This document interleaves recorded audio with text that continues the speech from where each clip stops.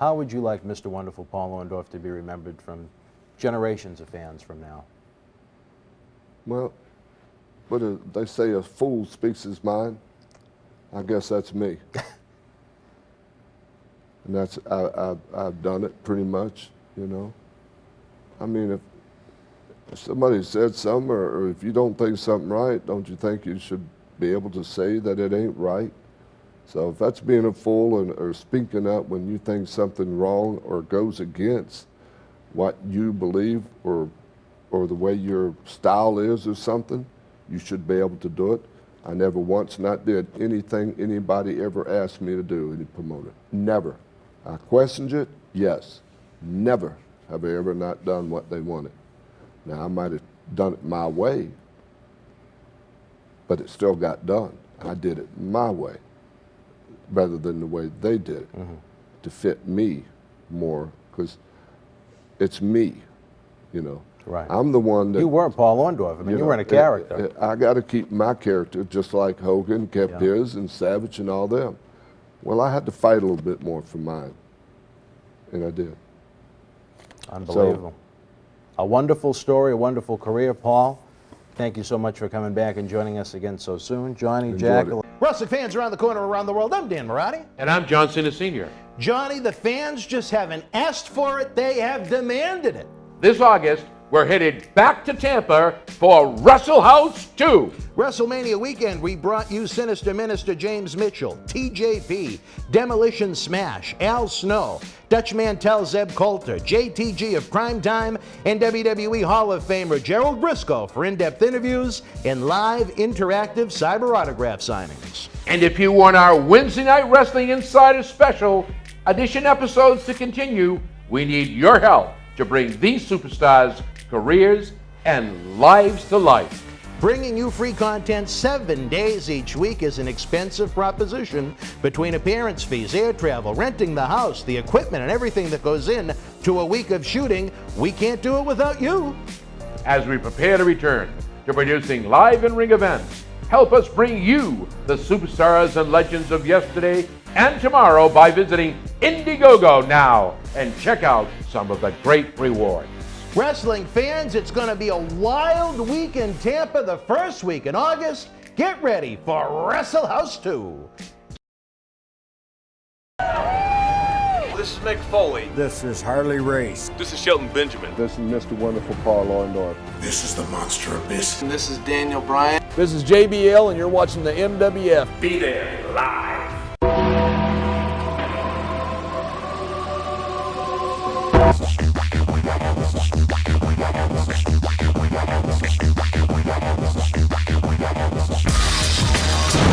Wrestling fans around the corner, around the world, welcome to another installment of Wrestling Inside is Stern But Fair. I am Dan Marty, along with your host, the one, the only, the former, the first MWF Heavyweight Champion, now a member of the esteemed Boston Wrestling MWF Board of Directors, Mr. Tiger Mulligan. Here we are. It is July the 18th, 2021. We send out happy birthday greetings to baby Marty himself, the junior ambassador, Devon Brent. But, Tiger, there is a lot going on, as usual, in the world of professional wrestling. I'm in a bad mood this week. Well, so am I, so this should be a good one. Well, you know what it is? All right, what do we got? I'm in New Jersey. This is a surprise. It's 92 degrees outside, and I don't like heat. The only heat I like is if I'm standing in the middle of the ring and I can feel the heat coming from the crowd. You like I don't that like heat? this heat. I don't like this heat. I'm getting cranky. I'm getting upset. I'm sweating just sitting here. I don't like it. Well, you should be up here. It's much cooler than that, even though it is a bit cloudy yet again here on the lousy summer weekends we've had thus far here in New England for the most part. Yeah, it's been a rather cool July. Yeah, you guys got hit with a hurricane a couple weeks ago. No, we had that. 4th of July weekend wasn't that great for you. No, a lot of rain, a lot of clouds. And you just mentioned that you have a birthday for baby Marty? Yes, today, as a matter of fact. It is his official birthday. isn't that interesting? My sister-in-law has her birthday today, so I'll give a shout-out to Heather. Happy birthday, Heather. Well, happy birthday, Heather. You're taking away from baby Marati's thunder, but happy birthday, Heather. That's right. She's turning the big 4-0. She needs a little bit. Oh, really? Well, yeah. Like someone else I know, but that's all right. Anyway, so, I wanted to try to do something a little different this week, but we'll get into that a little bit later. All right. Maybe later on after we take a break. In the second half. We'll come back. Yeah, in the second half. We'll come back and maybe try to book this Money in the Bank pay-per-view that we have coming up later on today. However, maybe in the first half we'll talk about some news and some notes that we have down because there is a lot of stuff going on. I mean, the biggest thing I would say is WWE's back, man. They're back in front of crowds, and they just had their first show in front of a big audience, besides WrestleMania, I should say. But, they were in Texas last night for SmackDown, and, it seemed like a very lively crowd. Well, what do you expect? I mean, people are just happy to be out of the house. It was much like WrestleMania where they reacted to Everything. most things, even though it was kind of a miserable rainy night, even though they kind of died for the quote-unquote main event of the first night that was shoved down their throats. There really wasn't a main event that anyone would have considered a main event outside of some of the diehard women's fans out there. But, the Lashley and McIntyre opening match was very good. But yeah. One man's opinion. I think it was similar to WrestleMania 18 in Toronto when a lot of fans got up and left during the Triple H and Chris Jericho match. I think the same could be said for Sasha and Bianca, unfortunately, even though both ladies gave it their all live at Raymond James Stadium in Tampa. Well, it's tough because in both instances it seems like the show itself kind of, so to speak, blew their load early. And, towards the end of the show, it just wasn't what they were expecting. So you got to get up and get out of there. They wanted to be, PC and push, we do so much for women and blah, blah, blah.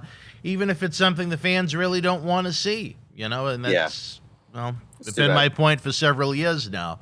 Like I said, all you have to do is, and the women are certainly not the only issue, but you go back, now, my God, you're talking about literally this week, 6 years ago, they brought up Sasha,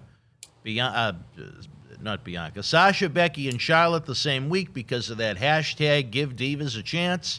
Monday Night Raw, 3.54 million fans that week on Raw.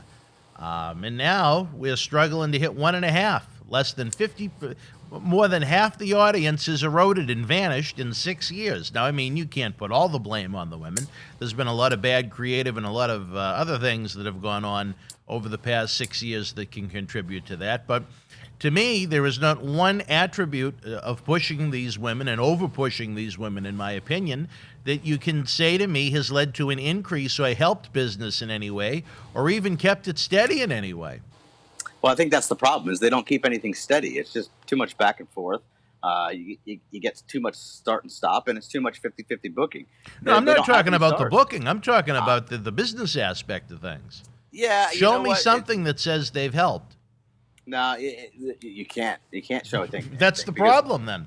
But unfortunately, I don't think you could really pin it on just the females. I just think no, and I'm not trying to, not at all. But I think it is honestly. I think it's a big part of the problem. Oh, excuse me. I don't know if it's a big part of the problem. I think what it comes back to is compelling TV and how it's written. It's just not. I don't. Some of the women I think we need to do away with. So I'm looking at a picture right now, and this whole gimmick that Nikki Cross is doing, I don't get it. Please. It's so stupid. It's the dumbest thing. They changed her name, Nikki Ash. I don't even know what that stands for, like an actual superhero or whatever the case might be. Superhero is what it stands for. Is it? Okay, so it's like I don't understand that. Like it makes zero sense. When they did it with the hurricane, it made sense. People wanted to see it. They were intrigued, and it ran its course. Why are they trying to do it again? Out of curiosity, why did it make sense with Hurricane, in your opinion?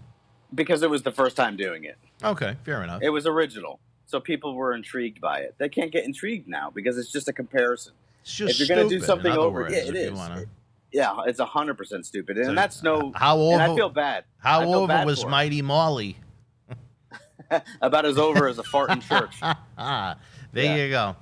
No, But would you rather see one good women's match a week as opposed to having a third of the show just filled with random garbage and random skits and random matches that you feel like you see over and over and over again? I mean, on Raw, a 3-hour show, what do they have? 8, 10 women for a whole Yeah, division? It's the same yeah. shit all the time. Yeah, it's really bad. And what stinks about it too is they have these tag titles. They have no tag teams. And Please. they got Natalya and Tamina jumping back and forth, and not for nothing. I love Natalya. I think she's great. She's good for wherever you put her. But Tamina, I could completely do without. They're just trying to keep somebody happy in the family, and they need to get rid of her. I think that's exactly it. She's on the Jimmy Snuka thank you plan, even though they can't come out and actually say that. But, I mean, just look at the teams they had at that, I don't even know what they would have called it. I'll call it a gauntlet match. They had night one at WrestleMania. Other than Tamina and Natalya just 3 or 4 months ago, every team in that match is broken up or out of the company. It's insane. Well, the only ever team they really had was the Iconics, and they shit canned them, which was stupid because I thought their stuff was their stick, I should say, was was actually pretty decent. I got a chuckle out of them. Really? But it was different because they were an actual team. They seem like they should be doing stick at an amusement park or something, leading into a ride. No, they were awful. They're terrible. No, terrible. I disagree. I will respectfully disagree with you on this one. I thought they were very entertaining. Well, I thought they were complete and utter garbage, and I thought they were actually a good release. Yeah. But you know me. I do know you, unfortunately. I know you a lot better than a lot of other people, but we won't even get into any of that. But, again, we're talking about women and the tag champions. How about Mickie James says she wants to bring back the NWA tag champions for the women.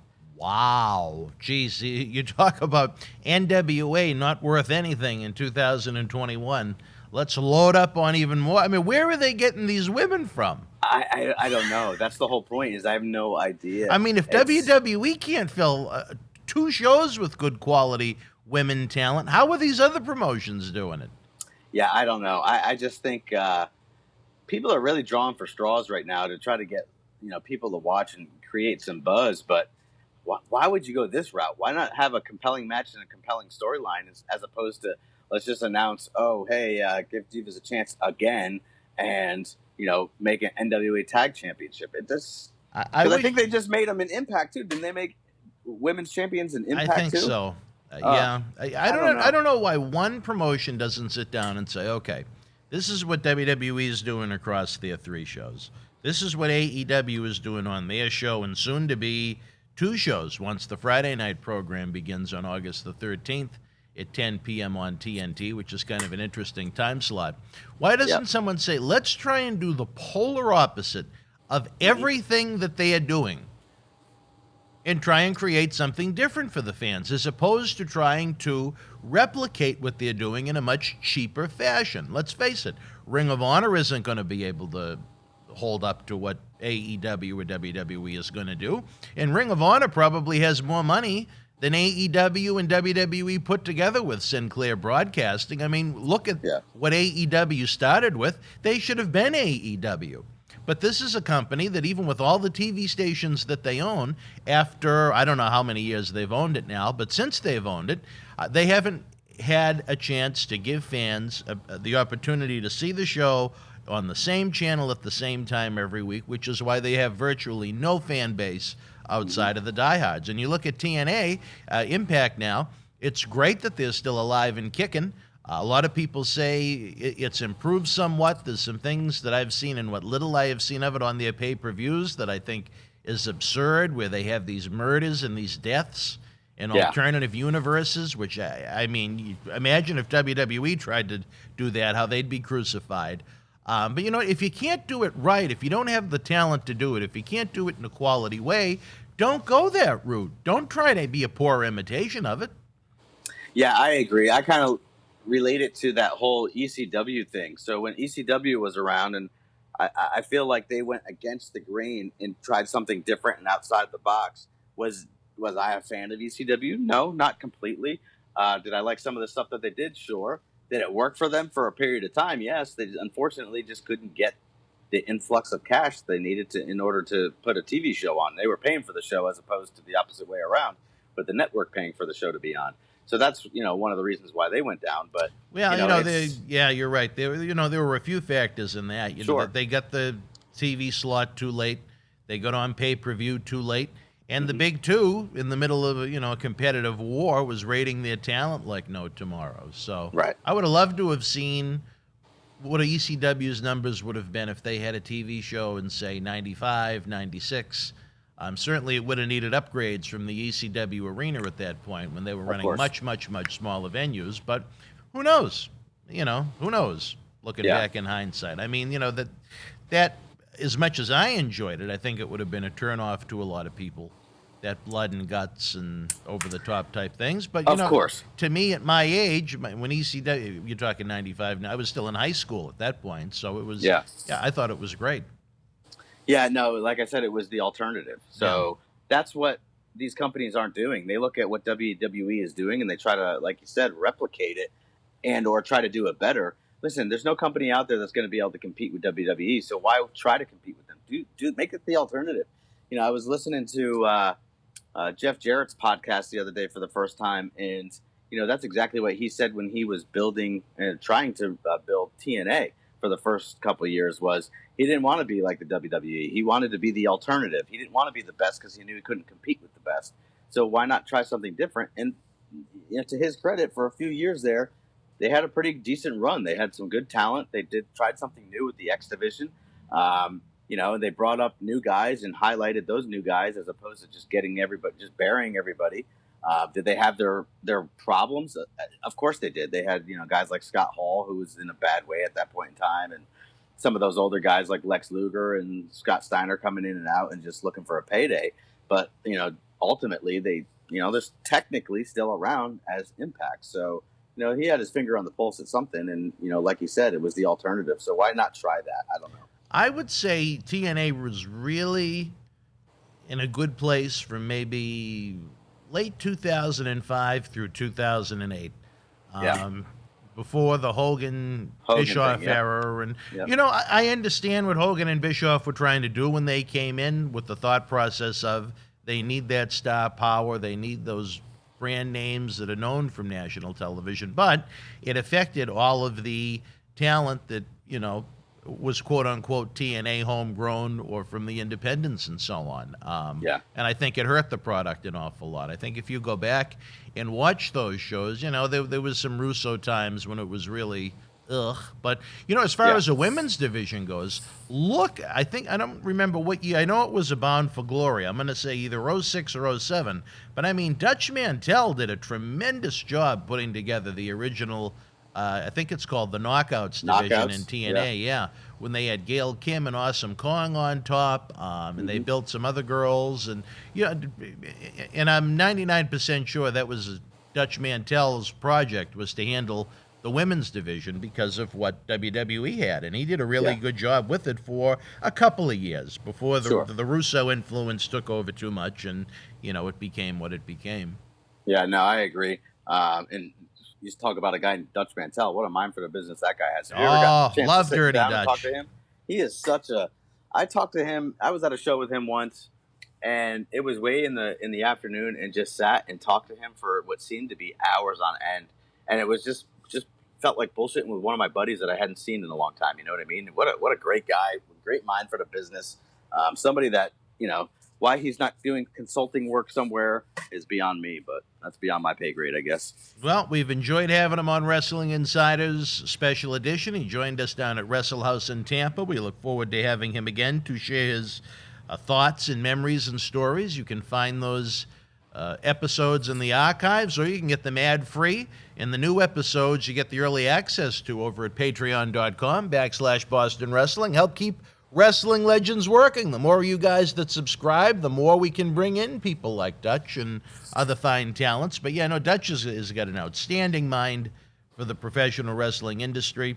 I'd say the only reason why I don't think he's at least a consultant with one of the groups is just because of ageism. Everybody wants to be young, but I mean, look at what WWE has producing their shows each week. You're trying to tell me that Dutch Mantel couldn't contribute something in a positive way, even if he wasn't on the road every week? Yeah. Well, I think that's the difference between Raw, SmackDown, and NXT, because, NXT, you got guys that have been around for a little while trying to, create that stuff and put on some good TV. And I think it's a better product than what Raw and SmackDown's got going on these days. Well, it's different. I'll say that. That's the biggest thing to me is when you watch Raw and SmackDown, to me, other than the colors, it's the same thing. I 100% agree. 100% agree. I don't know if Kevin Dunn is involved in the actual production of the NXT show on USA Network, but Raw and SmackDown, it feels like there's no difference whatsoever. Which, I wish they would. Like, let's make it two different shows. Like, I don't know what the set is going to look like on Monday with Monday's Raw, but probably very similar. Right? Anyway, they have too many video screens. They don't know what to do with them all, so they have to put them all into the background of the stage, right? Call me stupid, but on well, you could probably say that. But on SmackDown Friday night, it didn't seem all that different to me having the fans back. Maybe that's a tip of the cap to WWE for doing such a great job with the Thunderdome setup that they have. It didn't seem like it was that big of a difference having the fans there. And you know what? And I didn't think about it until you just mentioned it. But now that I think back to it, you're absolutely right. Like, tip of the cap to them. Good job. Kudos. Yeah, whether it doesn't make the show any better. Whether the in-ring production is something you love, hate, or somewhere in between, the one thing you cannot deny about WWE is their world-class, state-of-the-art production values. I don't think there is another form of sport nor entertainment that does it the way WWE does. And I will compare it to the NFL, Major League Baseball, the NBA. None of them produce it the way WWE does. It's funny because all of those things you just mentioned, they end up trying to steal certain things that WWE does, whether it be packages or video angles or camera angles and things like that. I think back to the original XFL when they had different cameras, say, on the field or the big wire camera going through the field. NFL scooped that right up, so and wisely so. On the pulse that way. Wisely so. It was a great idea. But anyway, as we get off into a tangent, let's get back into some more news. We just mentioned SmackDown a little bit. It's fresh on my mind because I just watched it last night. The opening, I think Vince McMahon, he's a true heel. What he did, the way he came out, it was very heelish and very simple, straight to the point. Where have you been to the fans? I got a good chuckle out of that. I don't know if that was planned or if that was just off the cuff, but he just came off very Vince McMahon-esque, and I just love it how he always just sticks to character. It's really good. And then what my question to you is who and why, I guess maybe why haven't they done it yet or put it on the show, but who's going to be the first person to pull that whole COVID gimmick and come out with a mask and say it's too soon to have fans in the arena and use hand sanitizer if they get touched and things along those lines? To me, that's going to be instant heat and would be money right off the bat. Sami Zayn would be my guess. That would fit his nonsense that he usually does. That I can't stand. It's dead already for him because he can't do it now. But I don't know. I thought they should have had somebody like right off the bat. Don't start with that match. Which again, go real quickly, not to get off in a tangent, but to see them start with a match instead of a 30-minute promo, I thought that was great. It was something different that they're not used to doing. Could have done differently with where they inserted a commercial or how long the entrances took. It seemed like Roman Reigns took his sweet ass time getting to the ring. But it was good to see a match start. But again, they should have just started right off the bat with somebody coming out and saying, "No, I'm trying to shut this down." And they could do tons of stuff with that. But I don't know. That's just what I would have done. If I was in WWE signed as a wrestler right now, that would have been the thing I pitched. So let's see who does it. But you know what? Then again, you can look at it from the point of view, why didn't they say it at the Thunderdome? Because there's nobody there. So you're saying just because there's fans around now that they should? Oh, I could see that. But one thing, WWE has just tried to stay very clear of the word COVID. Yeah. Well, they don't want it thrown around out there. It's kayfabe. Well, not really, because they're telling people to go get tested. They have those infomercials to go get tested. or not get tested, but get Get the vaccinated. yeah. So it's Plug in the website, but on the actual show itself, they have not. I can't think of them mentioning it once in now a year and a half. So yeah. No, but I thought the Vince thing was nice. It was, you know, the WrestleMania one was quite a moment when they all came out on the stage like that. That really was one of the more memorable things of both nights, I thought. Last night was just kind of, you know, fun for 30 seconds, I guess. Yeah. See, I didn't understand the WrestleMania one. Why did everybody need to be out there in their gear? Like, the guys that were working on the second night were out there in their gear on the first night. That doesn't make any sense. They to me. were? Why? Yeah. I thought Roman was in a suit or something, no? Not all of them, but most of them. So I think Daniel Bryan, did he work the second night? He was in his gear. Jinder Mahal didn't even work the show. He was in his gear. You never know. They might need him. Maybe they were teasing a run-in or something. But I guess they were teasing it with everybody. I thought that was, again, one of the better parts of both nights, especially after that crazy rainstorm that we sat through. Thank God I was wise enough to bring ponchos for myself and little Marty. Oh, nice. But, you know, it could have been worse. Yep, it could have been a lot worse. Jeez. But moving on, you know, talking about that first tag match, again, good to see an opening match right off the bat. But to me, I know you're not a big fan of him, but Dominic, he just looked way out of place in that match. I don't know what your take is on it, but I think he needs to be sent down to AAA. And I wouldn't even put him on TV and expose him yet. No. I'd have him develop his body, and I'd have him develop his in-ring skill. Okay, they did the whole Mysterio, Rollins angle. It's dead. It's done. I don't understand why you keep going with it. Maybe Roman was the guy to put him out to have a longer program with Roman and Mysterio. I don't know. But I don't think he should be a regular character by any stretch of the imagination at this point. Yeah, I mean, and God knows what he's getting paid. I mean, I'm sure he's not getting paid a hell of a lot, but you know that Ray definitely helped hook his son up with a good paycheck, which is probably why they got to fire everybody else. No, the whole family was there for a while. I mean, you had the Maggie Simpson wife that never spoke, and I don't know why I find that so funny, but that's pretty hilarious. And then, you know, the daughter that looked like she was about 12 hitting on Buddy Murphy. So that good old Buddy. That died a quick death, but now we just need to get rid of Dominic and just go back to Ray. Listen, I'm not even saying get rid of him. Put him down in NXT and or put him in the Performance Center. Just like you said, get him developed. Yeah, I'm not saying fire him. No, it's just he looks too young. Maybe you need to put a mask on him or something. But even it's just his body, he just looks like a young kid out there. And I know he is still very young. I don't even know if he's 21 yet. But you know, it just doesn't look good for the product, I don't think. Yeah, he doesn't look like he belongs. Right, 100%. On the other hand, people that look not the part, I think Edge is looking a little old.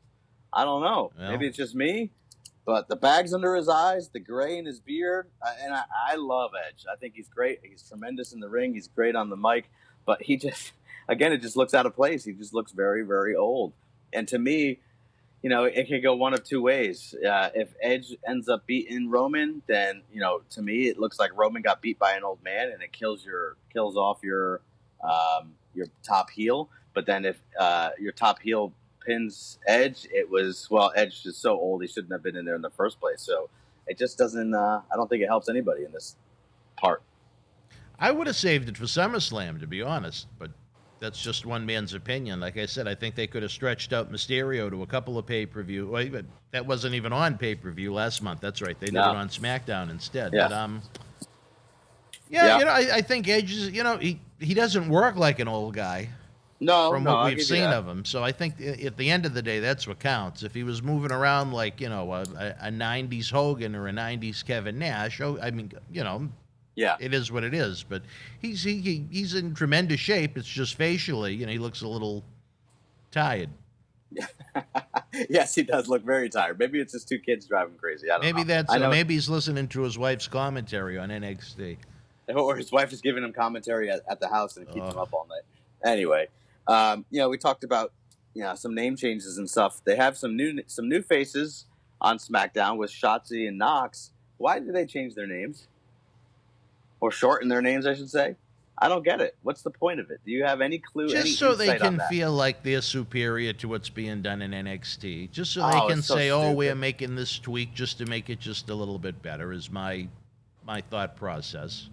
So Shotzi Blackheart's name was already bad to begin with, and to take the Blackheart away from it, I just think it's gonna really, I don't know. Like, I think that she could be a playful babyface by herself if she came out with her tank and stuff. But now you're putting her in a tag team, and it's just, I don't know. Like, they've never had any interactions on NXT. Why all of a sudden now are they in a tag team?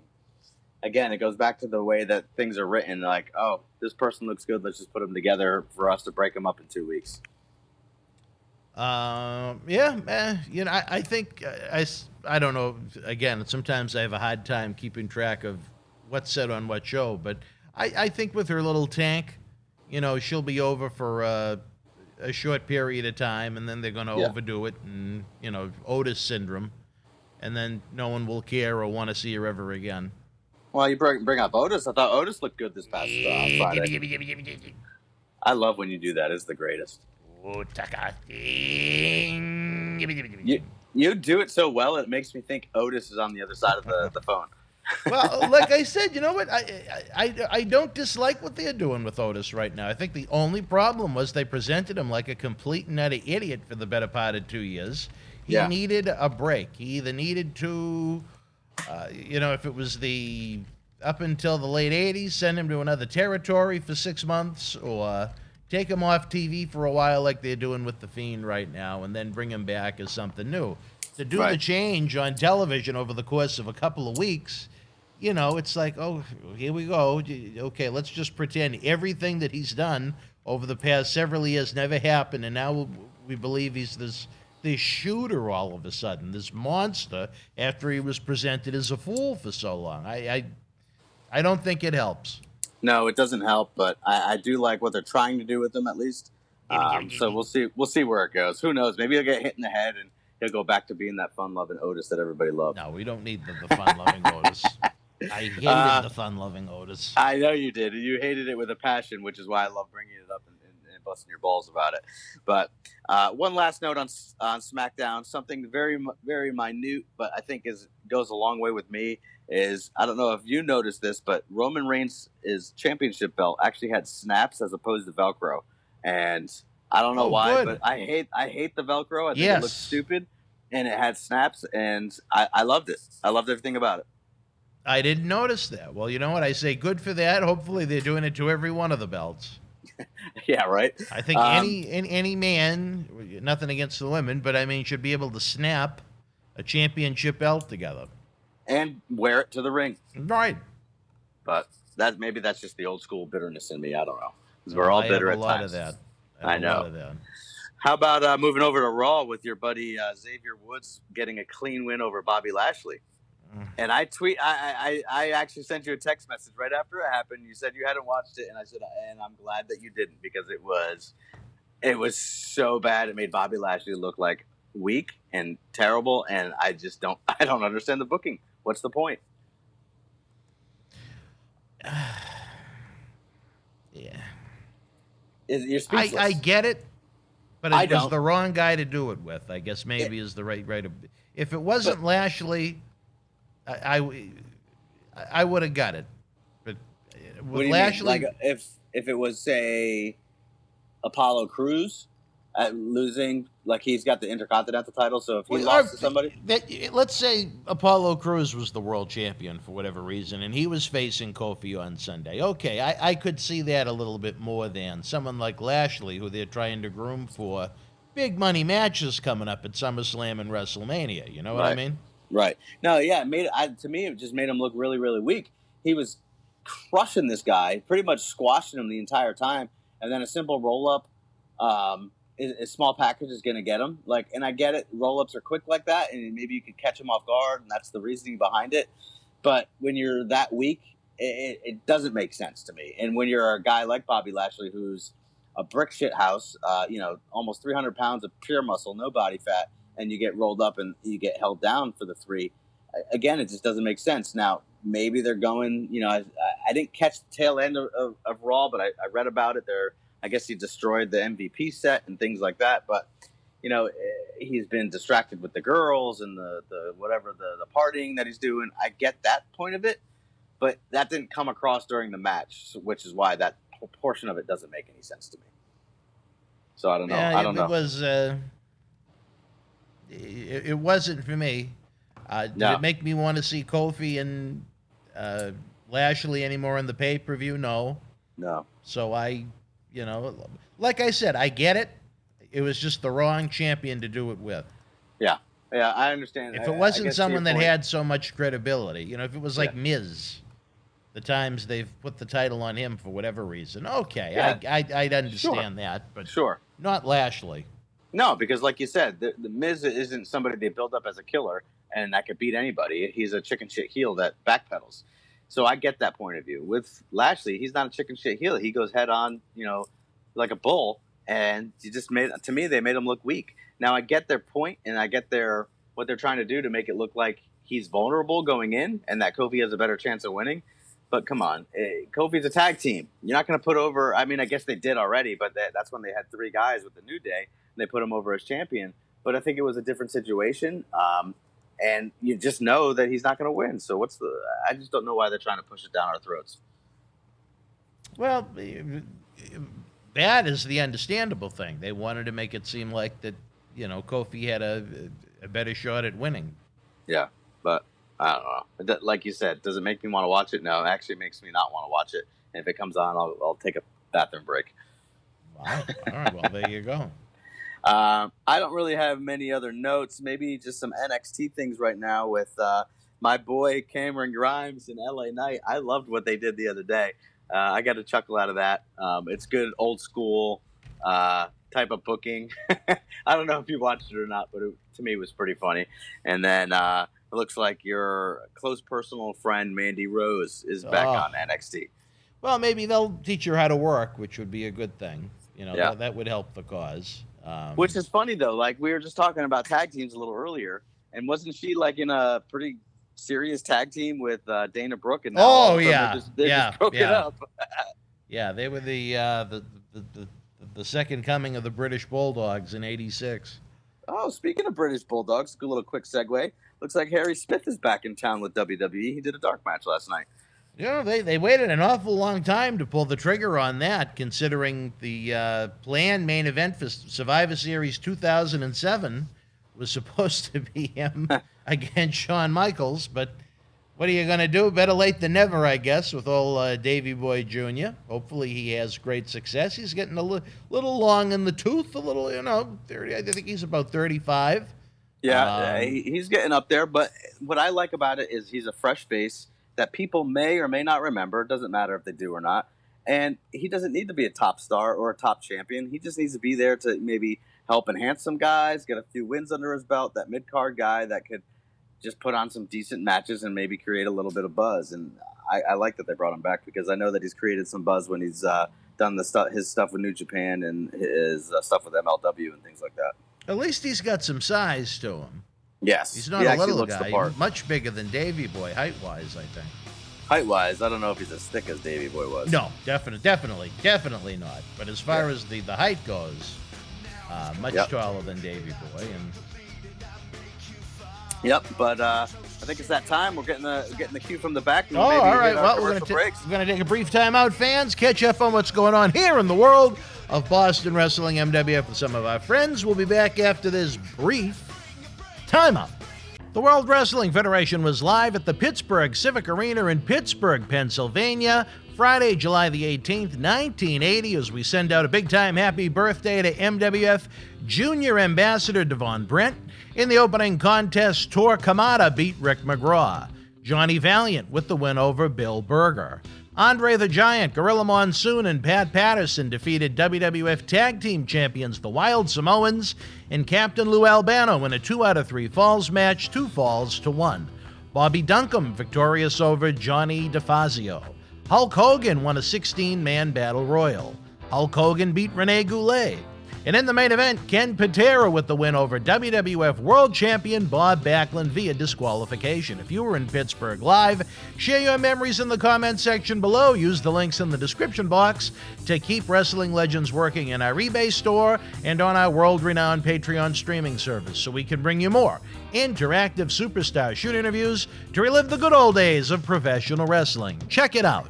Boston wrestling sports in the MWF explodes into a new year with professional wrestling content galore and need you to join our family. Every Tuesday night at 10 p.m. after our Monday Night Raw review, it's Wrestling Insiders at your house with WWE Hall of Famer Mr. USA Tony Atlas. Wednesday nights at 10 p.m. after NXT and AEW, join rotating legends on Wrestling Insiders Special Edition. Every Thursday night at 10 p.m. after our NXT and Dynamite review, it's Marty Jannetty's no-holds-barred sex, drugs, and rock and roll journey on Wrestling Insiders Party with Marty. Friday night after SmackDown, don't miss John Cena Sr.'s Wrestling Insiders Fabulous Fridays. Plus, look for classic clips, history videos, bonus live episodes, pay-per-view watch-alongs, and more. For less than a cup of coffee at Starbucks, get early ad-free access to our Wrestling Insider talk shows, our acclaimed studio shoot interview DVD library, and help keep wrestling legends working during the worst of times. Wrestling fans around the corner, around the world, I'm Dan Marati. And I'm Mr. USA WWE Hall of Famer Tony Atlas. The road to WrestleMania has begun. Wrestling fans are looking to add to their man caves. You got to see what we have in the eBay store. Check it out. On October 28th, 2020, Wrestling's Scariest Night was back with WWE NXT Halloween Havoc. This limited edition collector's autograph poster is number 12 of only 100 produced and is signed by all 9 superstars featured on the poster, including Johnny Gargano, Damian Priest, Candice LeRae, Io Shirai, Dexter Lumis, Cameron Grimes, Rhea Ripley, Raquel Gonzalez, and your Halloween Havoc host, Shotzi Blackheart. Comes with WWE Authentication hologram on the back. You'll also receive an on-air thank you from WWE Hall of Famer Mr. USA Tony Atlas and a bonus mystery autograph photo. Help keep wrestling legends working. Get this awesome collectible now.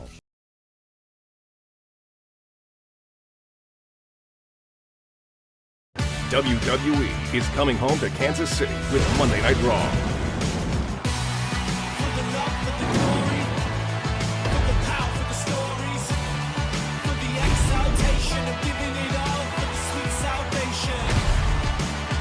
WWE is back with Monday Night Raw in Kansas City, Monday, July 26th. Tickets on sale now. Wrestling fans, especially here in the Boston area, we want to thank our great friends at Red Rose for their support for all of our charitable endeavors and programming efforts. Red Rose is 2 years young and extremely thankful for all the support they've had from our neighbors here in Melrose and beyond for an amazing first 2 years. Red Rose thanks Melrose and all of the first responders who have fought the good fight and have never given up hope during these unprecedented times. We did it together. Follow Red Rose on Facebook for their anniversary special, facebook.com/Red Rose Melrose. You'll be glad you did. Open until 2 a.m. Red Rose will give you fresh, piping hot, mouth-watering food that'll put an ear-to-ear smile on even the toughest critic's face. Check out their full menu online at redrosema.com or give them a call, 781-620-1889. Click back. All right, Nicholas, we go live in 5, 4, 3. All right, wrestling fans, welcome back to Wrestling Insiders. Stern but fair. I am Dan Marati, along with your host, Tiger Mulligan, as we continue to break down the latest this week in the world of wrestling. A lot going on. Some things we didn't even hit upon before the first half of the break. It's just there's news everywhere in every promotion. It's nonstop. Was there anything that you wanted to touch upon that we didn't hit? Well, we didn't talk about the return to the main brand of Finn Balor, which I think helps SmackDown an awful lot. But you know, where you have a heel champion on both shows, I think it would have helped either show to have Finn Balor return to either Raw or SmackDown to give Lashley or Roman someone fresh to work with. I know Lashley, Roman and Finn had some really good matches when Finn first came up to the main roster, and that would have been 2016. But so we'll see what happens over on the blue brand with Finn. What do you think? Good to get him out of NXT now? Well, here's the thing. I do think it's good to get him out of NXT, but I liked the edgy character that he had in NXT. Mm-hmm. They bring him back up, and last night it seemed like it was just a rehash of what he was doing before, which made him miserable and want to go back to NXT. So I don't know. We'll have to see how it plays out and where it goes. Looks like his first storyline is going to be with Sami Zayn, so I know they'll put on some good matches. Oh, yeah. But, I don't know. I don't know where to go. I think the one thing that we do have to do, though, is get rid of that Pat McAfee. I can't stand him on commentary. I've become a disbeliever in his commentary skills. I just think he looks bad. I don't know if he's a heel or a face or, he just keeps flip-flopping back and forth. He doesn't make sense half the time. He looked ridiculous last night, whatever the hell he was wearing. Can we just get some people that know what they're doing out there? You've given up on Pat awfully quick. Yeah, well, I mean, I didn't give up him as quick as the other guy that was on Raw for 2 weeks. Adnan hightailed Virk. it out. Yeah, that's your old buddy. Little Adnan. I don't know. I think we need to get back to people that know wrestling, let them do wrestling. I don't think Pat McAfee knows wrestling the way he should know it in order to be in the spot that he is. Maybe bring a Wade Barrett up there and let him do it. I don't know. I'm not here to say who should do it or who should be brought in, but I just think that the announce teams that they have are not very good right now. And going back live in front of fans, I think you really need it. Well, I don't think the commentary is going to help the fan base. I think, well, no, not the fan base there in general, but just, I don't know, maybe it's just a different appeal of it, but I don't know. I just didn't like him last night. I thought it was too over the top. He reminded me a little bit of your buddy Morrow, Ronaldo, where it was just way over the top, too much all the time. And it was, again, he's flip-flopping back and forth. It doesn't matter if he's going to be a heel or a face, but just pick one. Don't try to be a tweener and make it work. Yeah. So, when you try to appeal to everybody, you appeal to no one. Yeah. But, hey, we'll see where it goes. I don't know.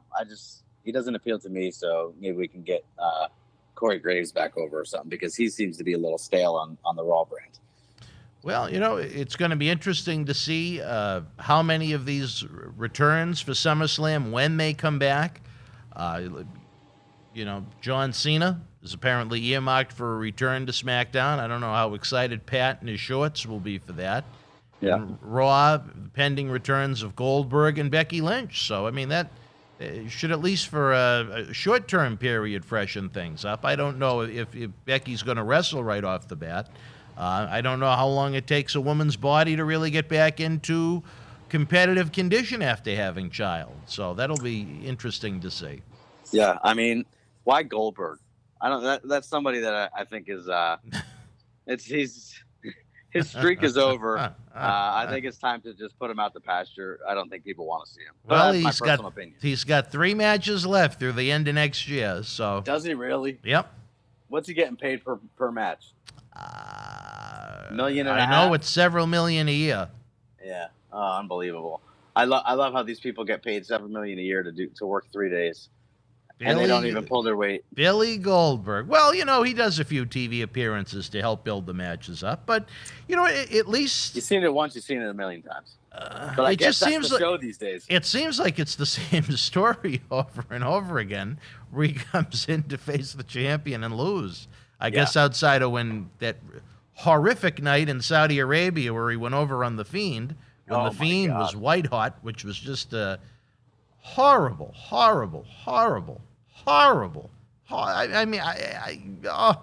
Don't even get me started on that. No, I mean, what they could have done with that WrestleMania, fans or what turned into no fans.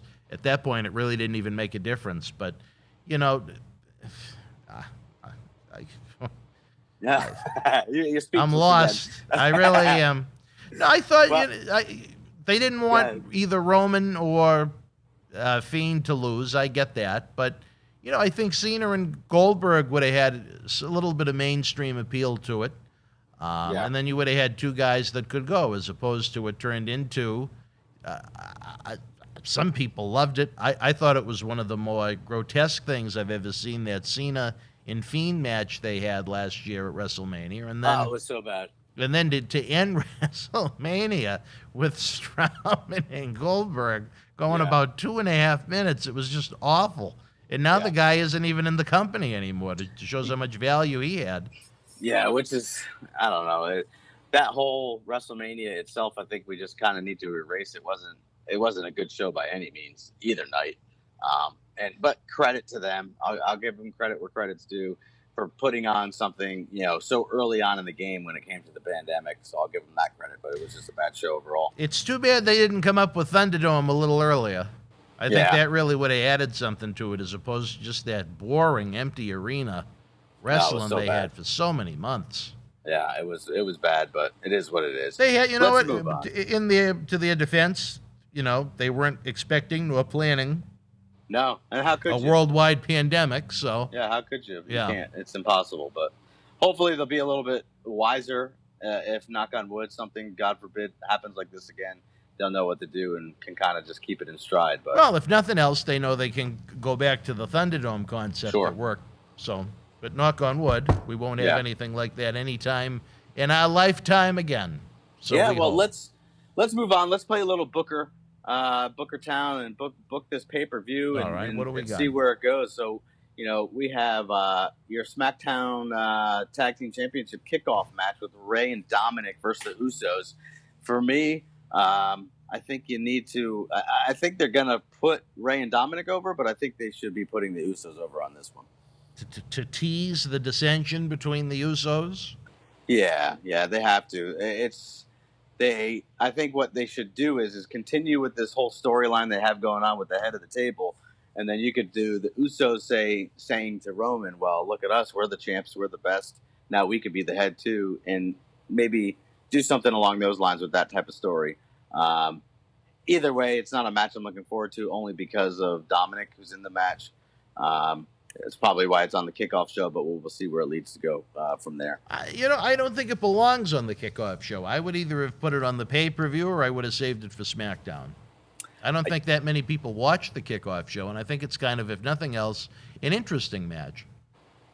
An interesting match? In what sense? Well, I mean, the Usos have been portrayed as part of the top angles for the past year now. I mean, would you suspect that they'd be in a kickoff show?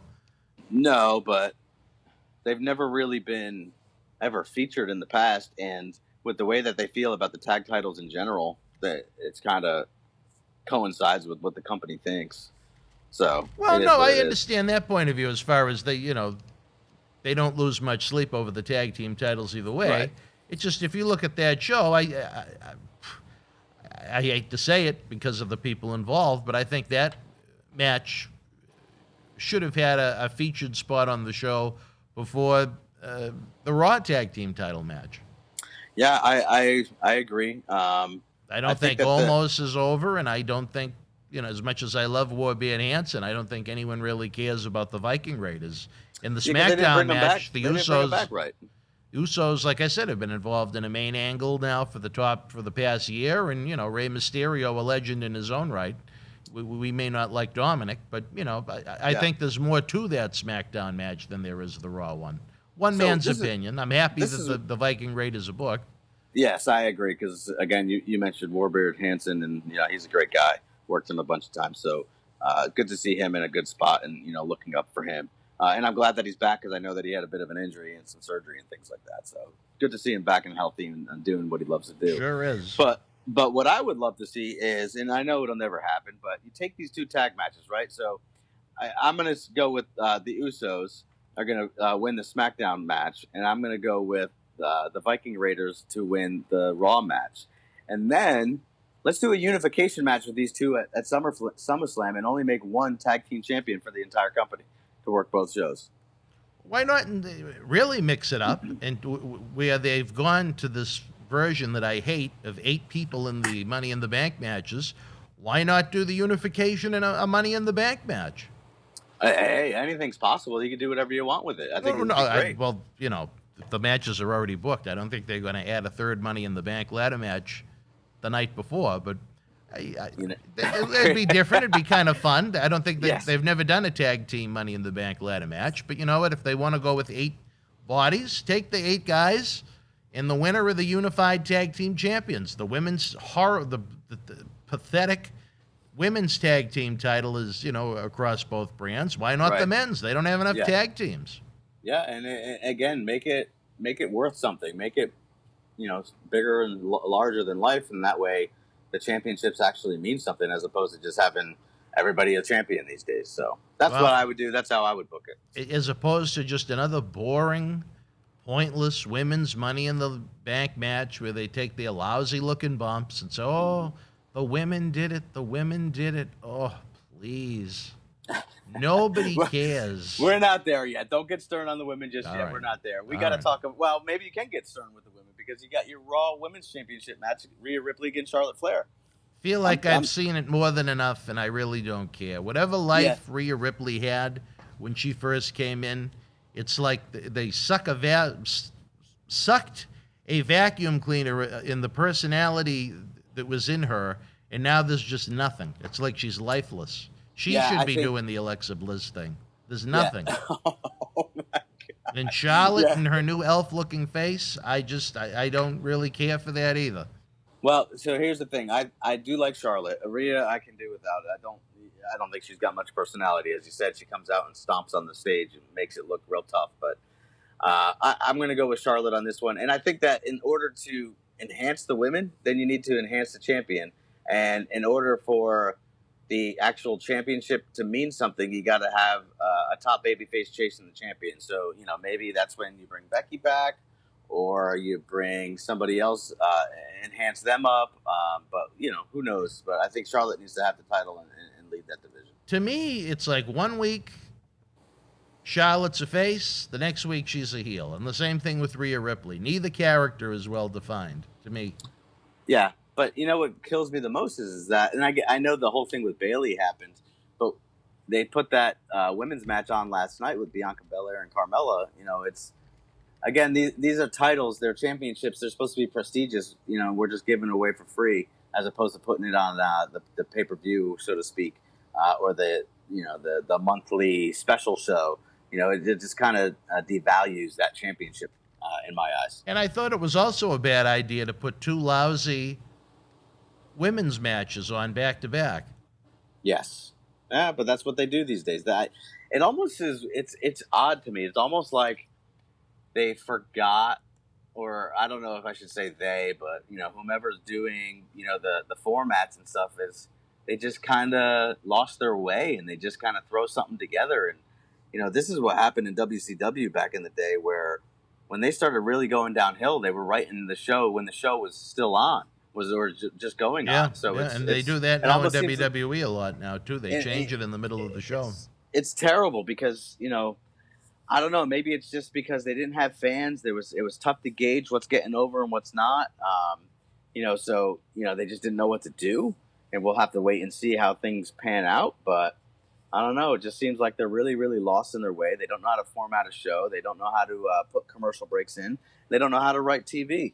And that's what they do is they're supposed to be able to write TV shows. And it's surprising because you have your executive director, Bruce Pritchard. He's been around for a while. He should know what's going on. Kevin Dunn's been around for a while. He should know what's going on. It doesn't seem like these guys are actually pulling their weight. Well, it's just at the end of the day, there's one person that signs off on the show. To me. So, I mean, to me, that's the direction you look at. Well, not quite, but 76, sorry. It's close enough. Anyway, Roman Reigns with Edge. Obviously, Roman's going to go over on this one. I do not foresee Edge going over. Edge doesn't need the title. He should be there to help elevate other guys, and this would be a perfect spot for him to help get Roman even more over as a heel. So I predict that Roman's going to take that title into SummerSlam. I think you will see some kind of interference with Seth Rollins to set up that program for Las Vegas for SummerSlam, and Roman retains the title easily. But does Seth necessarily need to get involved in the match to set that up? Because it's already kind of teased. I don't think it would make any sense to, because then everybody's going to expect a Shield reunion, and they're not going to get it. and then they're going to bitch and moan that they didn't get it. I don't think you want to squash Edge. You don't need to squash him, but he needs to. Edge isn't going to lose any steam if he gets beat clean in the ring. I don't agree. See, this is something that I've always had a gripe with. If you're good at what you do, you should be able to put over the other guy and still stay strong and elevate yourself. There's nothing wrong with taking a 3 count at all. And with somebody that like Roman, who's really pushing this whole head of the table, I'm better than everybody type of thing, he needs to, as a champion, I think he needs to win. Now, if it doesn't have to be a clean win, I don't think Seth needs to be the one to get involved. It's got to be the Usos or Paul Heyman or something along those lines. Well, Heyman isn't going to do much to physically. No, but he could distract or slide a chair or do something along those lines to get involved in some way, shape, or form. There's a million things you can do. If it was up to me booking the match, I'd have Roman go over. I'd have Brock hit the ring, hit him with an F5, and set up SummerSlam. Who, Roman and Lesnar at SummerSlam? Yeah. That's the match you would do. I would do that, yeah. As opposed to Cena. Yeah, you've seen Cena and Roman already. So that's what they're going to play off of. I've already beaten you, this and that, blah, blah, blah. Funny, Cena Sr. and I discussed that on our program. And, at the same time, I think it's a match that's certainly done in 2021 as a fresh coat of paint compared to the 2017 when they did it on a B pay-per-view, the night they gave away 2 WrestleMania matches in Roman and Cena in the first meeting between Strowman and Lesnar. Just because they were panicked about NFL ratings and Raw ratings going down even more because of it. But to me, it would feel fresh because it's just, John now is the returning legend. You're not going to see all that often. And Roman is the guy. Great tease of, okay, will John get that elusive 17th World Championship reign?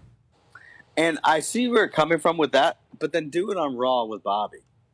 Because I think Roman is just a little bit higher than what Bobby Lashley is now, which is why I think Roman is on SmackDown to help boost those ratings on a Friday night, which to me has always been a tough night to get good, strong ratings. Sure. I think the better match would be Lashley with Cena. I don't think it's ever been done. I mean, unless it, in Bobby's first run, I can't remember that far back. Yeah. It was actually Lashley's last match before he left. Okay, so, I mean... And it was very good. That would be fresh. Yeah, I mean, that would be fresh. I think, you talk about a guy like Bobby Lashley who uses his power and his strength, but everybody's always talked about how big and strong John Cena is and was when he was working. So I think that would be the match. You have Bobby go over on Cena. Cena certainly doesn't need the win. Unless he's going to stick around for a while, which that's not going to happen because he's got other movies in the works. Yeah. And it would help elevate Bobby to where he needs to get to really have that champion be a strong champion is what you need these days. Well, I agree with the point that I think it would help, a win would help Bobby more than it would Roman. But yeah, because you're not going to have Bobby go over on Brock, and that's only going to kill everything that Bobby's been trying to accomplish over the past few months. Well, I know Fox wanted Cena after Lesnar spent most of his time on USA Network. That's the problem with dueling networks. You know what I mean? Yeah, it's tough. It's a tough call. I think we'll have to wait and see where it goes. But that doesn't mean that Cena can't work both angles, to be honest with you. But who knows? I don't know. I would have liked to have seen him popped in maybe at the Rumble and do it at WrestleMania. But, save Roman and Edge for SummerSlam, like I said, and then do a Cena title chase going into WrestleMania if you could work that around what he's doing with his television and, Hollywood movies and so on. But, we got to take what we can get with him. Yeah. I'd like to see the match, to be honest, and we discussed it, Roman and Cena, to have Paul Heyman handcuffed to John Cena Sr. at ringside to make sure there's no shenanigans. Wouldn't it be easier to have him handcuffed to Margeau? Well, Johnny and Margeau do use the handcuffs sometimes, but not at ringside. They do that in the privacy of their own home. They do that in Chateau Marmiz in L.A. Oh, man. That Johnny, I tell you. Anyway, getting back to business at hand. Let's move on to the... he gets down to his business. But as I we know he continue does. through Money in the Bank, so I got Roman, I got I got Bobby. I got Roman. I got Bobby. Bobby and Roman both retain. Yeah. I continue to look through this garbage card. I have You Charlotte think, beating Rhea. yeah, I think it's time, especially if the man is coming back. Charlotte and her face will, I think, win over the lifeless Rhea Ripley. Maybe Rhea could, hook up on the swing set with Alexa Bliss. She seems to be kind of like a zombie nowadays. Yeah. For the men's title, the men's tag team title, I don't know. I don't think you want to, and I don't think there's much to Osmos or what's his name? Osmos. Osmosis, whatever it is. I wish I had osmosis by watching him. He almost looks like he should be a basketball player instead of a wrestler. You know what I mean? He's just that thick.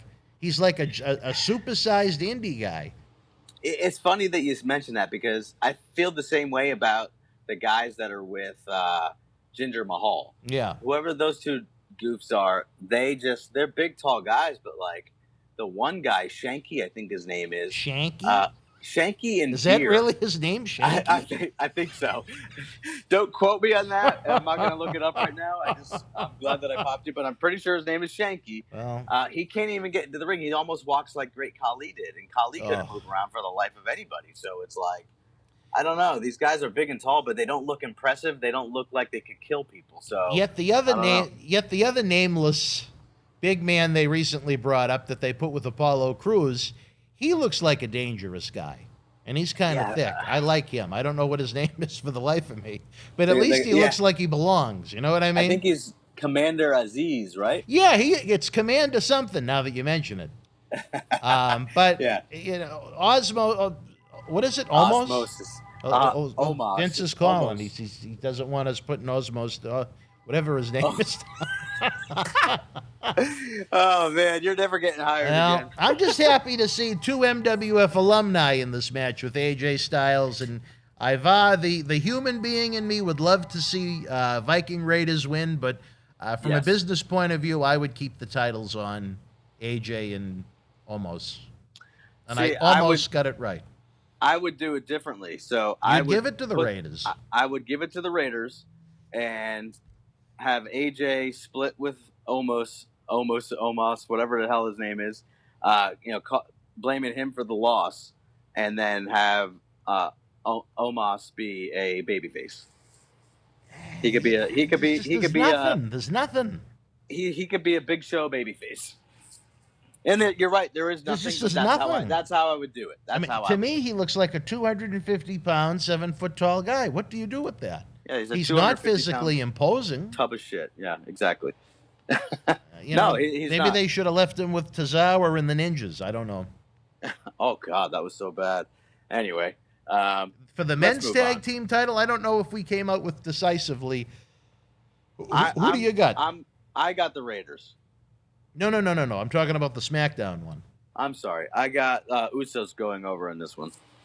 See, I think maybe where Jimmy's a little bit on the shit list, and maybe to tease more dissension between the two, I don't see the tag titles changing on the kickoff show. I think Ray and Dominic retain, and I think it leads to a little bit more tension on the Blue Brand Friday night on Fox.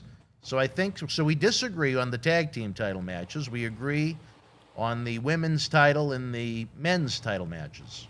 Correct. Which leads us to not one but two overbooked Money in the Bank matches. I think 6 is perfect. I think 8 is too much. 8 is too much. Which makes zero sense that you have your tag champions in a match to go for a singles title. But that's neither here nor there. Why would you want to book it that way? I don't know. But for the women, it's tough to pinpoint who they're going to give it to. I think it's too early to give it to Selena Vega. I almost feel like, what's her name? Alexa has got to come out with this one. Now, I think she's too far up the food. It's almost laughable to even say it, but I think she's too far up the food chain. I would like to see Tamina try and reenact Jimmy at MSG back in Oh, my '83 God. against Don Morocco. Yeah, that'd be And do great. the I hope she dive does off it. the ladder. I hope she does a dive off the ladder. And then she's on the busts injured her list leg. for another 2 years. Yeah. Oh my God. Yeah. And then they'll make, instead of just dropping the titles, they'll make Natalya defend them by herself. I could see that going wrong. And then Ash, she can dive off the ladder too, and they'll just be dive after dive where they just stand there looking like idiots with there's just 6 of them holding each other's arms, looking up into space. Oh no, I wonder what they're doing at the top of the ladder. Could they possibly be jumping on us so we all fall over like bowling pins? But you know what? To me, the way they've been booking it, I'd almost say Ash, but I think it's going to be Zelina Vega. I don't disagree. This is a tough one. To me, looking at the lineup right now, I would like it to be Naomi. However, I think it's going to go one of 2 ways. It's going to go not Nikki Cross. It's going to go Alexa Bliss or Liv Morgan. Really? And my gut is telling me it's going to be You've Liv. gone through half of them and said No. I would prefer to see Naomi. However, they're not going to go with her. I think they're going to ultimately go with Liv Morgan. So I'm going to go with Liv Morgan on this one. They have been giving her more of a push. Yeah. But I just think that, they brought back Zelina for a reason. Zelina isn't going to be managing anyone. I think she's one of the better mouthpieces as far as the females go. Alexa is too far up the food chain. I don't think they're going to have Asuka repeat. No. The way they've booked it, you could almost see the foolishness with Nikki Cross. But I'm going to go with Zelina, with the sleeper being Ash. See, the only thing that I could say about Zelina is they brought her back for this match so that way she can say when she doesn't win, she could say it was because of the multi-person match or whatever the case might be. If she was coming back to do a singles match, then I see her going over. But because it's this type of match, I don't foresee it. Yeah, but she's too short; she can't reach the top of the ladder. Well, she'd have more steps, that's for sure. But you also have a babyface women's champion on SmackDown right now too. But then again, it can be cashed in on either brand. I forgot about that. Yeah. Yeah. And then the Maybe men's go match. back to NXT. Yeah. And then the men's match. You talk about the B team. My God, I'm looking at it right now, and yeah, me too. I would, for the love of wrestling, I would have Ricochet go over, and I know there's probably next to zero chance of that happening. I have to say, just to be able to continue the string of matches that people have had more than enough of, I would go with Drew McIntyre. So I'm going to probably do the same, where this would be the only way that Drew McIntyre can get another shot at Bobby Lashley, which may or may not take place at SummerSlam. I don't know. Yeah, I mean, the only other guy I could see them doing something with is maybe Big E. Oh. Which, again, I feel your pain with that one and that grunt, and I agree with you. I don't think he has what it takes. He's missing something, unless he's with that whole total package of the New Day by himself. He's not worth the spit in my mouth. But I don't know. With the draft coming up, that shakes things up. You could easily move McIntyre over to SmackDown and then make him a foil for Roman Reigns for a while, and then you could look at someone different to give the money in the bank to. But I mean, Owens, do you really care about him against Lashley or Roman? Because it's been done. It's been done with, at least with Roman. Riddle, they treat him like he's a 6-year-old riding around on his scooter. Yeah. Ricochet, like I said, how much I think of Ricochet. He's someone that I'd build as the Mysterio of this generation, with the way he looks, the way he works, the way he talks. He's a good guy from what everybody tells me. Morrison, they've used like too much of a fool. And God, the way they booked that's he could be the sleeper of the night. But Big E, they've talked about giving him the big push. I'm just looking at the picture of him in the graphic now, and he just looks like an idiot. Yeah, I don't are you take looking him at the as same one I'm looking at? Yeah. The one on the really WWE website where he's got that big happy big shit-eating grin? Yeah, please. Yeah, it's bad. Nakamura, been there, done that. I find a lot of what he does to be very boring. I know that may go against the grain of the diehard fans online, but he's solid. But nothing to write home about. Would I like? Could he be someone that for Roman or to squash on TV? Sure, but I mean to put in that position, not interested. And Rollins, been there, done that. Yeah, and it seems like Rollins has got something working with Edge, so he doesn't really need to carry that thing around. Now I can't see. If I'll say this with the caveat: if McIntyre stays on Raw, he's definitely the guy I'd give it to. If he's going to go to SmackDown, then obviously that opens up the potential for someone else to do something interesting. See, the unfortunate thing that happened was they held these things last year during the pandemic where they were fighting through Titan Tower. Oh. And it was so bad that it almost made it. And then, okay, Asuka won. She can kind of be a viable opponent. But then you had Otis win. And then that whole thing, that was so stupid. It almost makes sense this time around to give it to Drew. But I could see them maybe even building on the Money in the Bank storyline and giving it to John Morrison, and with the banter back and forth between him and Miz and how he helped Miz last year cash in and the whole 9 yards and blah, blah, blah. They could kind of carry that out a little bit. Yeah, like I said just a few minutes ago, I mean, I could almost see him as the sleeper, almost like I could see Nikki Cross as the sleeper in the women's match. But I certainly hope they don't go that route. It'd be nice to see it treated as something serious and something important, not having Morrison doing goofy skits with Miz and seeing Nikki Cross doing stupid skits with virtually everyone she interacts with. So I'd like to. If I was booking, I'd book Drew and Zelina. Yeah. So if I'm booking, I'm gonna agree with you on Drew, and I'm gonna go with Liv Morgan. You really like Liv? I'm not saying that, but to me, it makes the most sense. You got a little Bo Dallas in you, huh? Oh God. No, she's got a little Bo Dallas in her. Well, maybe more than a little for all we know. But Bo, what do you? I don't know if he's ever come up on these shows, but I mean, he's someone that I can't believe they missed the boat on so bad. He's someone that it never really showed on television, where again they used him primarily as an idiot. But I mean, he's someone. If you ever watched him on the house shows, what a tremendous worker he is. Everything he does is so crisp, so realistic. God, I don't know why one of the other major companies hasn't gone after him. I know someone told me that he's trying to get involved in real estate or something like that down in Florida, and good luck to him. But, I mean, this is a guy, that's the type I'd love to book if it was at a reasonable price for our, MWF live events we have coming up. I mean, just solid and crisp would be the two words that I'd use to describe him. And I can't think of him ever being presented on television as solid and crisp. No, I mean, they brought him in as that Bo Leave character, which was you stupid. gotta believe, and you know what? They that was him in NXT. It was like that Kaientai gimmick they tried to do with Val Venus back in the summer of '98 when the PP went choppy or whatever it was they did. They castrated him from his first night in. He was in that goofy, what were the Social Outcasts, and then he was one of Miz's flunkies, and then it was B team, go, go, go. Then when it came time for the releases from the contract, it was Bo Dallas, go, go, go. Yep. And it's unfortunate because that's a high quality talent right there. Yeah, I always liked his work. I didn't like his characters and whatnot, but like you said, on house shows and things like that, he could definitely go and be somebody that at least be a fresh face to help elevate other guys. He could be that 1, 2, 3 kid type of guy where you got to get through him to get up to the next level.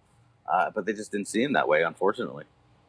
Well, I understand WWE, even though they have 3 brands, not seeing it that way. I think even using him on NXT would be viable, where he has the history there. He was one of the first champions that they had down there on that show.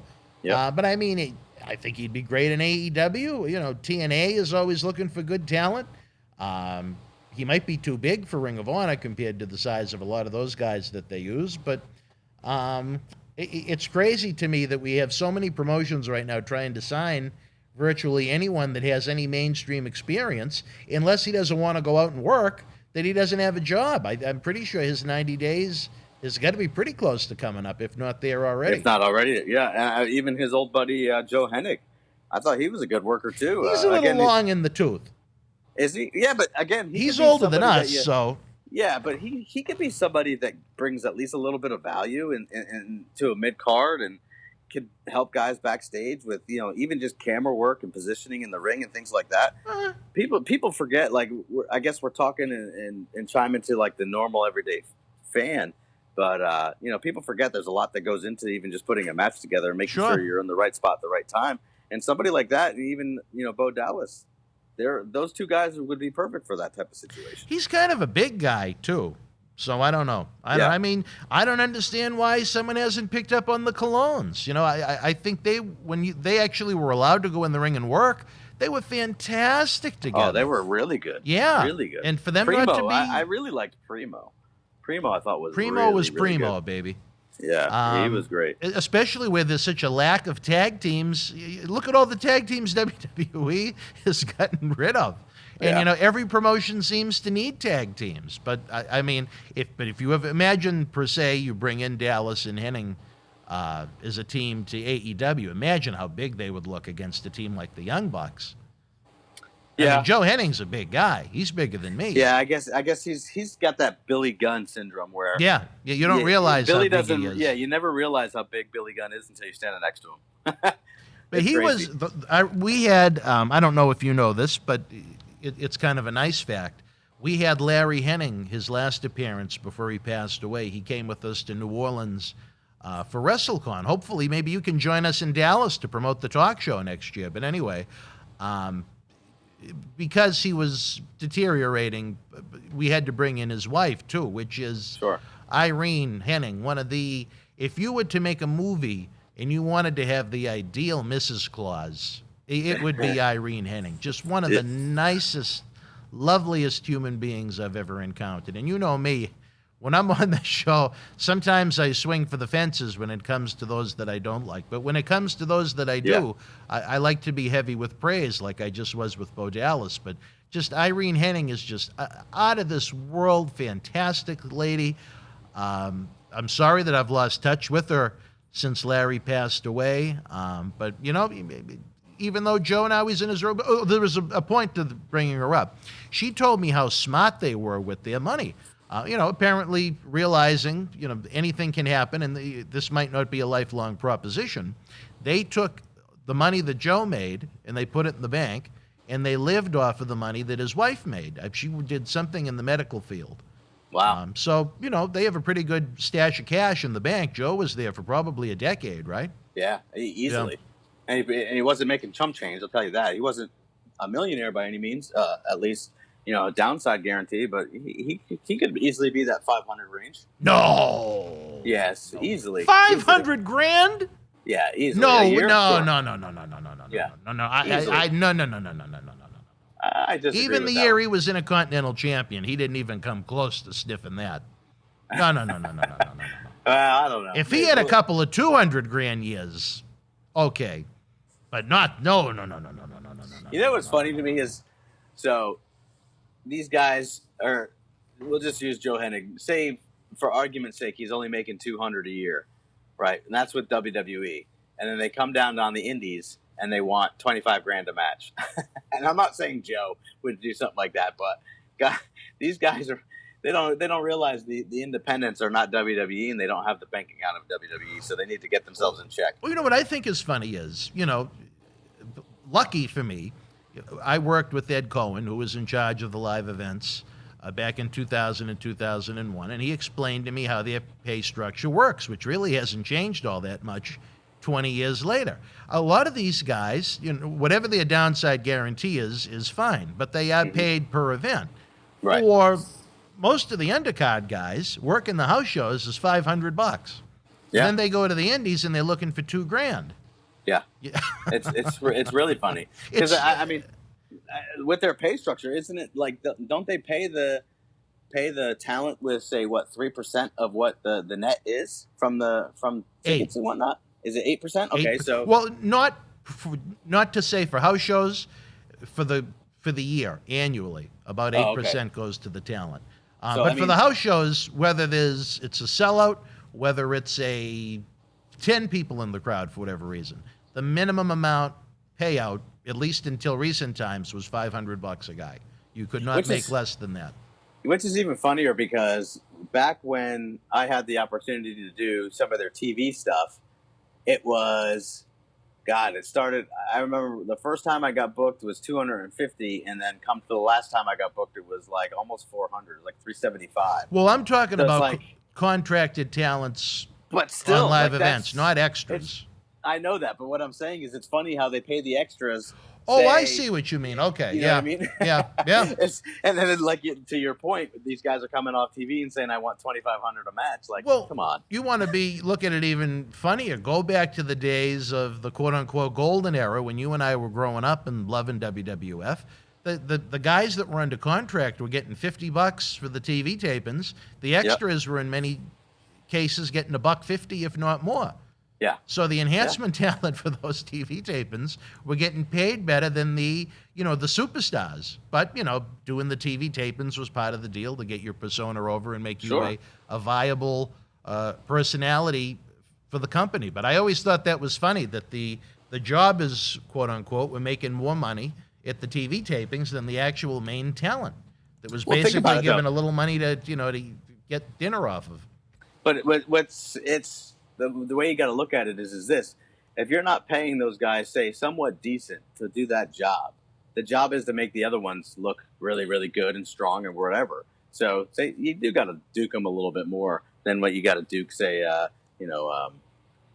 whomever, say a Miz or somebody along those lines. Well, I'm going back to the 80s and 90s. No, I know. Oh, okay. I couldn't think. Say you got to give these guys, or think about it. Back when the Road Warriors were taking guys' heads off in WWF, or the Steiner Brothers were hurting people. Oh yeah, Yokozuna was squashing everybody from the second rope.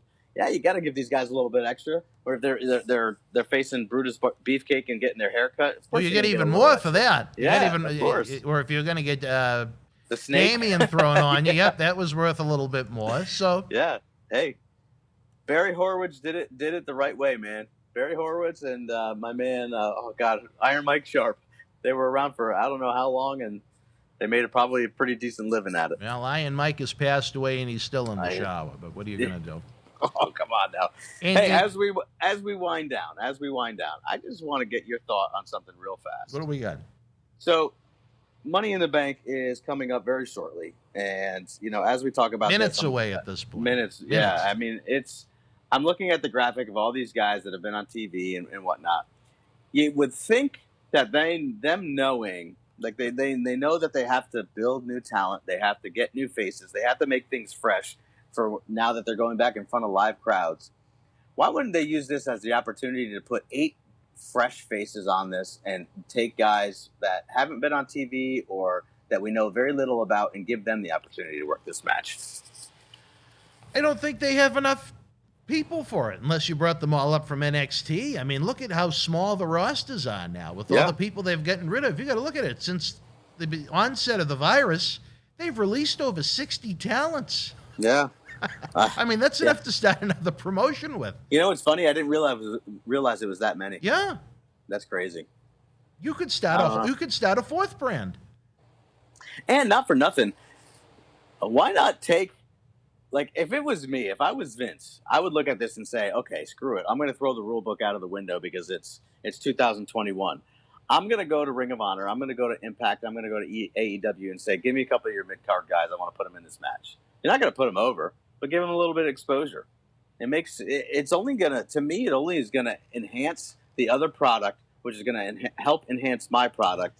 And it's going to make the business that much better. I get what you're saying, but there's so many people that don't know anything outside of WWE. But it wouldn't hurt to give them that exposure to help your brand. Okay, you bring them in and put them in Money in the Bank, and you look at them like, okay, who the hell are these guys? I have no idea who they are. I mean, all right, granted, you do the backstory. You could do vignettes and packages leading up to it, sure. Sure. Yeah, you know what? As much as I disliked your idea initially, there are ways they could. No, I'm not even trying to be funny, but there were ways that you could make that work. Now that I let it sink in for a second, I wouldn't necessarily do it, but I'd like to cut it to 6. Oh yeah, definitely. I think 8 is too much. 8, it's always going to be a train wreck no matter what. But 8 is just like a 50-car pileup. If you get it to 6, at least you can control it a little more. And you don't have – the problem with 8 is if something happens to one guy, they literally have to sit there for an extended period of time until all 8 guys go through what they got to do. And it's too long. It's too long, out of sight, out of mind. I'm trying to think. Other than the first 2, have there ever been any with just the 6? I can't remember. I can't recall. Oh, we're going to, you know what? We don't cheat here we'll on have to fact Boston check that Wrestling. one. We'll have to check in with you on next week. But I think that, what they did the supersized one the first time at WrestleMania 23 because they had so many babyface versus babyface matches. They had so many heels they were trying to do something with. They had to throw Booker in it. They had to throw Edge in it. They had to throw Randy Orton in it, which looking back on it, what a waste of a WrestleMania for some of those guys. Yeah. But I believe ever since. Oh no, wait a minute. Last year wasn't it just 6? 6 and 6? I may stand corrected already. Well, let's think. I'm going to try to think back. It was AJ, Bryan, Tucker. No, it was 8 because then it was Aleister Black, Rey Mysterio, Baron Corbin, and somebody else was in it too. No, I think it was just this. Yeah, I'm cheating now. I'm looking at it. It was just 6. It was Otis, AJ, Corbin, Bryan, Aleister, and Ray. Okay. On the men's side. So outside of that, in the first couple, in the first 2, if there ever been any with just 6, I don't know. I think 6 is the magic number. Well, we'll have to say to the people, if you can prove us wrong, please tweet at us. Hit me up on the Facebook, hit me up on the Twitter, hit me up on the Instagram. Let us know your thoughts. Again, we're winding things down, but please, I've tweeted it out a few times. We're all over social media. We're all over the podcast platform. We're on Google, Stitcher, Apple, Spotify, wherever you can get your listen on. Download us, subscribe, give us a 5-star review. Let us know what you think, and let us know what you want to hear from us. Give us a little feedback. We'd love to hear from our valued friends and family and fans. Well, of the 7 talk shows I get to sit through each week, in a lot of ways, this one to me I enjoy the most. It's the most relaxed atmosphere. Maybe it's because I don't have to worry about all the headaches that go into a studio production, but I enjoy just kicking back and talking about what's going on with my old buddy. Well, you know what? There's nothing more than I like to just sit and bullshit about wrestling. I could do it 24 hours a day, 7 days a week, and I'm glad that we found this platform to put it on. All right, wrestling fans. Well, the countdown is on to Money in the Bank. We're kicking it off before they kick it off with the SmackDown Tag Team Championship match. Would love your predictions. If you're joining us during the live premiere, put them in the little premiere box, or you can leave your thoughts in the comment section below. If you are watching this on YouTube, similar to what Tiger was describing in the world of podcasts, give us a big Hacksaw Jim Duggan size thumbs up. And I should say, how about subscribing to the YouTube channel? It's absolutely free. There's over 2,000 free videos for you to enjoy. If we're able to pull off the watch along for Money in the Bank, which I'm unsure about because of our crack staff here at the studio, we're going to try and do a raffle to help with Wrestle House in Tampa. WWE NXT was gracious enough to grace me with a couple of posters, so I think that would be a nice prize. But I'm not 100% sure, even though we're minutes away, because, we're going to break the fourth wall. We're actually taping this on Saturday, but don't tell anyone. And again, the Patreon, we're pushing it, baby. Patreon.com/Boston Wrestling, early ad-free access to all of our weeknight Wrestling Insider programs, plus that New Jack, the Final Interviews series. You get access to the acclaimed Studio Shoot Interview DVD library as seen by millions online. Millions more on The Howard Stern Show. We have some Patreon-exclusive videos, including a new Iron Sheik full-length DVD that just went up. Plus, you have the knowledge that your fine self are helping keep professional wrestling legends working. Again, I've noted, while things are improving a bit now, they had a very, very tough time during coronavirus if they weren't under a full-time contract to WWE or AEW. So we want to help out the legends. And then again, you want to talk about legends, all roads lead to Memorial Hall in Melrose, Mass., just a couple of blocks down the street from this fine studio. Saturday night, November the 13th, we celebrate 20 years of this fine, crazy, outstanding organization that Tiger Mulligan competed on and was victorious on at Wonderland Greyhound Park in Revere, Massachusetts. It's going to be back to the 80s WrestleFest, already announced on the Legends side. America's Hero, Hacksaw Jim Duggan, Axe and Smash Demolition, the greatest tag team in WWE history, fellow Hall of Famer Jake the Snake Roberts, and more to be added. Unfortunately, we know what happened with Road Warrior Animal and Paul Orndorff. Tony Atlas took the money and ran. Lanny Poffo is servicing himself in private in Ecuador. And Brutus Beefcake has a birthday. So we're lining up more legends for you to enjoy, meet, greet, and interact with.